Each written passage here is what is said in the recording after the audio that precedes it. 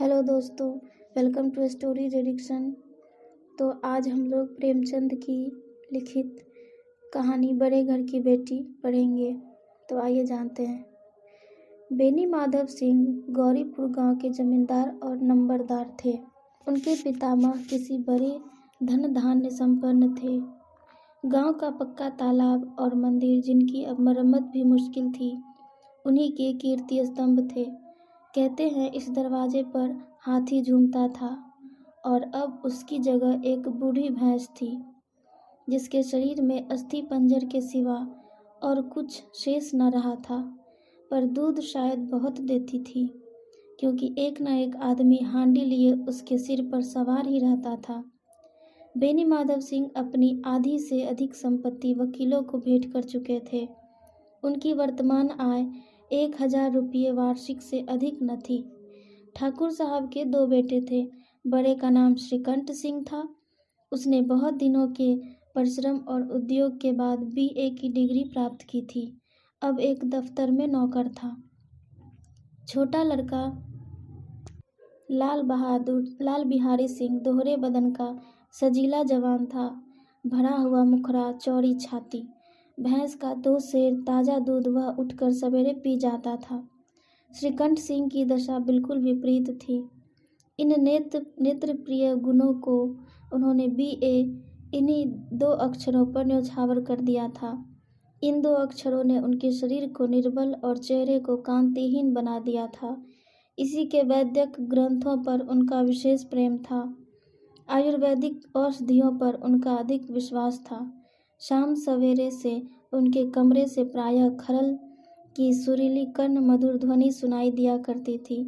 लाहौर और कलकत्ते के वैद्यों से बड़ी लिखा पढ़ी रहती थी। श्रीकंठ इस अंग्रेजी डिग्री के अधिपति होने पर भी अंग्रेजी सामाजिक प्रथाओं के विशेष प्रेमी न थे, बल्कि वह बहुधा बड़े जोर से उसकी निंदा और तिरस्कार किया करते थे। इसी से गांव में उनका बड़ा सम्मान था।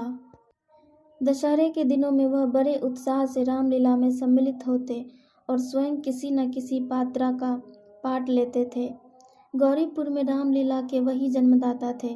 प्राचीन हिंदू सभ्यता का गुणगान उनकी धार्मिकता का प्रधान अंग था।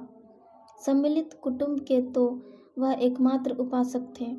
आजकल स्त्रियों के कुटुंब में मिलजुल कर रहने की जो अरुचि होती है, उसे वह जाति और देश दोनों के लिए हानिकारक समझते थे।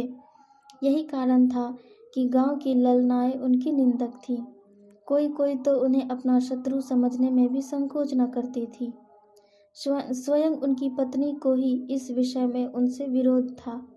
यह इसलिए नहीं कि उसे अपने सास ससुर, देवर या जेठ आदि से घृणा थी, बल्कि उनका विचार था यदि बहुत कुछ सहने और तरह देने पर भी परिवार के साथ निर्वाह न हो सके, तो आए दिन कलह से जीवन को नष्ट करने की अपेक्षा यही उत्तम है कि अपनी खिचड़ी अलग पकाई जाए। आनंदी एक बड़े उच्च कुल की लड़की थी। उसके बाप एक छोटी सी रियासत के ताल्लुकेदार थे। विशाल भवन, एक हाथी, 3 कुत्ते, बाज, बहरी शिकरे, झाड़ फानूस, ऑनरेरी मजिस्ट्रेटी और ऋण, जो एक प्रतिष्ठित ताल्लुकेदार के भोग्य पदार्थ हैं, सभी यहाँ विद्यमान थे। नाम था भूप सिंह। बड़े उदारचित्त और प्रतिभाशाली पुरुष थे, पर दुर्भाग्य से लड़का एक भी न था। 7 लड़कियां हुई और देवयोग से सब की सब जीवित रहीं। पहली उमंग में तो उन्होंने 3 ब्याह दिल खोल कर किए, पर 15-20 हजार रुपयों का कर्ज सिर पर हो गया तो आंख खुली, हाथ समेट लिया। आनंदी चौथी लड़की थी। वह अपनी सब बहनों से अधिक रूपवती और गुणवती थी। इससे ठाकुर भूप सिंह उसे बहुत प्यार करते थे। सुंदर संतान को कदाचित उसके माता पिता भी अधिक चाहते हैं। ठाकुर साहब बड़े धर्म संकट में थे कि इसका विवाह कहाँ करें। न तो यही चाहते थे कि ऋण का बोझ बढ़े, और न यही स्वीकार था कि उसे अपने को भाग्यहीन समझना पड़े। एक दिन श्रीकंठ सिंह उनके पास किसी चंदे का रुपया मांगने आया। शायद नागरी प्रचार का चंदा था। भूप सिंह उनके स्वभाव पर रीझ गए और धूमधाम से श्रीकंठ सिंह और आनंदी के साथ उनका विवाह हो गया। आनंदी अपने नए घर में आई तो यहाँ का रंग ढंग कुछ और ही देखा। जिस टीम टाम की उसे बचपन से ही आदत पड़ी हुई थी वह यहाँ नाम मात्र को भी न थी। हाथी घोड़ों का तो कहना ही क्या, कोई सजी हुई सुंदर बहली तक न थी। रेशमी स्लीपर साथ लाई थी, पर यहाँ बाग कहाँ। मकान में खिड़कियाँ तक न थी, न जमीन पर फर्श, न दीवार पर तस्वीरें। यह एक सीधा सादा देहाती गृहस्थ का मकान था, किंतु आनंदी ने थोड़े ही दिनों में अपने को इस नई अवस्था के ऐसा अनुकूल बना लिया मानो उसे सामान कभी देखे ही न थे। एक दिन दोपहर के समय लाल बिहारी सिंह 2 चिड़िया लिए हुए आया और भावत से बोला, जल्दी से पका दो, मुझे भूख लगी है। आनंदी भोजन बनाकर उसकी राह देख रही थी। वह नया व्यंजन बनाने बैठी। हांडी में देखा तो घी पाव भर से अधिक न था।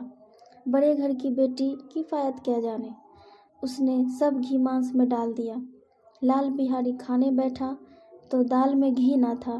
बोला, दाल में घी क्यों नहीं छोड़ा? आनंदी ने कहा, घी सब मांस में पड़ गया।